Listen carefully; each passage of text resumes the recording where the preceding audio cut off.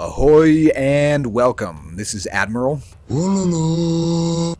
Isn't it annoying when your villagers decide to body block their fellow laborers and prevent them from working, run into each other until they've dissipated their momentum and go idle, challenge them to an extended dance-off before they can drop off their resources, or get diverted on a sightseeing tour and lost when you tell them to go somewhere? Well, today we're going to look at an idea that I think has promise not only as a possible Civ bonus with an economic dimension, but also has an application that may make it tempting at least to consider as a global change in confronting those movement issues. My interest in this concept was sparked a few years ago while designing a map with a large and densely populated city, and wanted smooth and efficient movement of economic units instead of the sluggish travel and frequent traffic jams I was getting. Yes, I could have just made the roads wider, but I wanted to preserve the feel of a packed city, including those narrow streets of cobblestone that some medieval cities are known for. The solution I ended up choosing was to make the units themselves smaller, and for the most part it worked. While it didn't solve the more unusual pathing behaviors, it greatly reduced the frequency and severity of colliding and blocking, and mostly solved the issues of workers getting trapped by other workers, or going idle after frequently bumping into other units. Now, even in a busy 4v4 team game, you're unlikely to replicate the bustle of this city, or require such an intervention for your units to move properly. But are there benefits of this idea that could be reasonably expected in a normal game? After all, in a recent video we have confirmed that bigger isn't always better when it comes to at least one economic building, in investigating the frequently proposed bonus of 2x2 farms. So grab your magnifying glass and come with me to the island of Lilliput as we take a closer look at the idea of downsizing the workforce, but in a positive way for everyone involved. In this video I'm going to be focusing only on how this bonus or change would apply to villagers, with future videos focused on the implications for trade units, fishing ships, and military units. I was going to include all economic units in this analysis, but didn't want to overload what is already a fairly data-heavy and time-intensive video, and there are enough differences in the way those other units operate that they deserve independent consideration. So first we're going to start by exploring the effect that smaller villagers have on pathing, and then we'll investigate whether that translates into any notable kind of economic boost. Now, villagers are listed as having a collision size of 0.2, or 1/5 of a tile's length and width, but keep in mind that this is a radius, so doubling it we end up with 40%, meaning that two villagers can block a tile such that a third villager has to go around them unless part of their hitboxes spill over onto adjacent tiles, or that a single villager standing between two palisade walls can fully block any oncoming villagers, since there isn't room on either side to accommodate the hitbox. None shall pass. And there's no spillover room on the sides, as that space is fully occupied by the palisade walls. Now, I've reduced the hitboxes of these villagers to 1/3 the normal size, meaning their linear blocking potential is about 13% of a tile instead of 40. In a large number of tests with these smaller villagers working, I only saw one instance of blocking, and experienced none of the other issues like units going idle or continuously running into each other. Whereas all of these behaviors are relatively common for the control group of normal-sized villagers. None shall pass. But we'll get into that more in the economics section. So for now, suffice it to say that this has some clear benefits for pathing of your villagers while working. I also ran several tests of a pathing expedition across a large distance to see whether unit size had any impact on the speed or ability of a group of villagers to reach a far-off destination. While there wasn't significant variation in the time each group to reach the opposite end of the map, I was surprised to find that a number of villagers in the normal-sized groups didn't make it to their destination at all, but around 1/5 of the original group of 25 stood idly at some point along the route, which wasn't exactly an obstacle course. The smaller group of villagers all made it to their destination on the first 2 tries, although one did go idle on the 3rd trial, but compared to 4 or 5 each time for the normal group.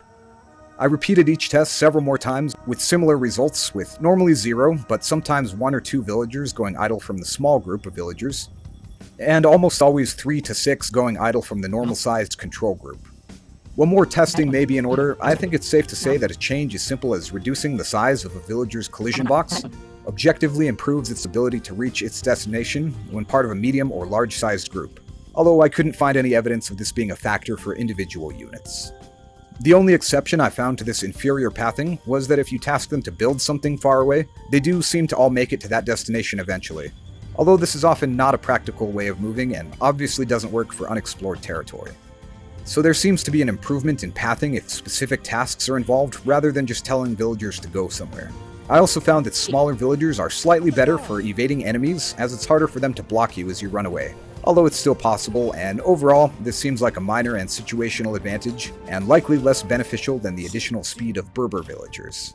The only downside so far is that smaller villagers are more vulnerable to units with a blast attack, so just be extra watchful for mangonels. I also ran some gather rate tests to see to what extent this improved maneuverability manifests as an economic advantage. As you would expect, this has virtually no effect on low numbers of units, as well as on any number of food gatherers, as regularly bumping into other workers is not a significant part of the job description for farmers, hunters, and so forth, or for any villager working alone. This does have a minor to moderate effect for miners and lumberjacks, however, which starts to appear at a little over 1% when 4 villagers are gathering together, and peaks at a little over 10% when you have a lot of villagers working on the same several tiles of resources.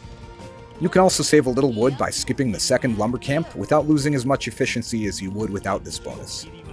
Within the range of 8 to 16 villagers, this bonus yields a 3.5% to a 6% gather rate improvement, somewhat comparable to the Roman bonus, but only for wood, stone, and gold, and with a delayed onset and slightly higher ceiling.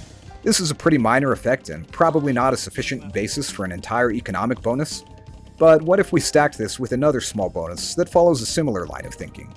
It's not smaller mining and lumber camps, although that was the first step in my thought process, but rather walkable camps, which removes one more major collision hazard and saves villagers the time of having to walk around the camp, or having limited access to resources that are flush against the camp base. If I wanted to supersize this idea, I might even go for larger 3x3 camps that are walkable, thus providing more drop-off area. But for now, I'll just be considering the normal-sized camps. Keep in mind that neither walkable drop-off zones or smaller economic units are entirely unprecedented, as the town center is already made up of 3/4 walkable area, with only the top 4 tiles being impassable, and fishing ships were made slightly smaller in a recent patch. So I ran another set of tests combining the smaller villagers with the walkable camps, and found it gave a small boost even for very low numbers of villagers, and raised the peak to about 13% for lumberjacks and 16% for miners. But within the range of 8 to 16 villagers, spans again from about a 3.5% to a 6% efficiency advantage for lumberjacks, although it provides about a 10 to 15% advantage for miners. So why do these minuscule miners tend to benefit more from this bonus? Aside from obviously channeling a common affinity that mythological diminutive humanoids have for gold. The main reasons are twofold. Firstly, the greater resource density of mines allows this bonus to work longer for each tile, before the increasing walking distance to each resource becomes a factor. And camps flush against the gold allow for instant drop-offs without any walking at all until the first tiles are mined through.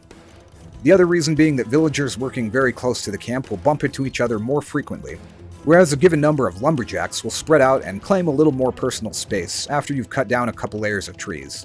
However, if you refresh your lumber camps frequently, you will be able to avail yourself of this bonus more thoroughly, and for 12 or more villagers collecting wood, the effective efficiency is closer to 10% for nearby trees, and can reach the low teens for 16 or more villagers. So with this bonus, you have extra reason to refresh your lumber camps more frequently. As you can see, this bonus is nothing to write home about in the early game, but is nothing to scoff at by the mid-game. Overall, you might think of this as a mix between a quality of life bonus that provides a bit of extra pathing efficiency for all your villagers, and a mild economic bonus that slowly ramps up to around an average efficiency boost of 5 to 6% for lumberjacks, and 11 to 15% for gold miners, with the potential to reach higher efficiencies for a limited time or under optimal circumstances.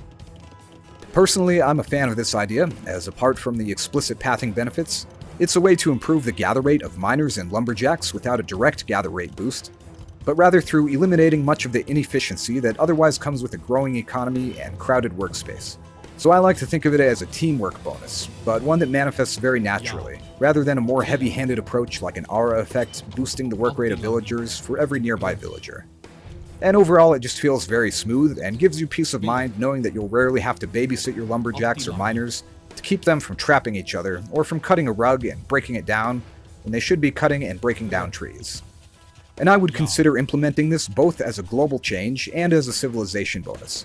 For example, reducing the diameter of all villagers from 40% to 33% of the length of a tile, with a specific civilization getting a bonus for their villagers being half that size, or a little over 16%.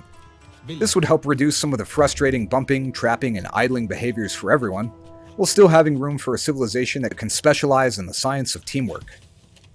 This would be a great bonus if the legendary Pathian civilization is ever added to AoE 2, with their unique technology, Pathian tactics, making them the greatest movers and shakers of AoE 2 and absolute machines of perpetual motion. So those are the pathing and economic benefits I've found for something as simple as shrinking economic units. For the sake of thoroughness, it's worth pointing out that this does allow for more villagers to gather around hunted or herded animals or the foundation of a building they're constructing, but I haven't found any notable or highly useful applications for that, so it's just a minor footnote here. As always, I hope you found this discussion interesting. If so, you can leave a like. If you have additional thoughts, you can find your path to the comments section, and you can subscribe to bump into my other videos. This has been me painting a picture of a partial panacea to the plagues of pathing. Till next time.